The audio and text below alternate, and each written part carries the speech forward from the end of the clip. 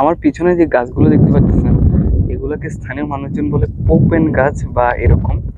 তো এমনিতে আমি জানি যে মানে আমি যতটুকু জানি এগুলোকে ঝাউ গাছ বলে। তো এই ভিডিওটা করছি কারণ হচ্ছে এই ঝাউ গাছগুলো থেকে রাত্রেবেলা যখন বাতাস বয় এমন ভয়ঙ্কর একটা সাউন্ড করে, মানে খুবই ভালো লাগে। And আমি এই সাউন্ড আমি প্রথম নোয়াখালী এসে শুনতে পারি। আমি ভাবতেছিলাম মানে কাইন্ড অফ ভয় পেয়ে গেছি। দেন আমি আপনার ফ্রেন্ডকে বললাম যে আচ্ছা এটা কিসের সাউন্ড। তো ও বললো যে এটা পোপেন গাছের সাউন্ড। আমি পোপেন গাছ কি বলে, ওই যে লম্বা লম্বা হয় অনেকগুলো।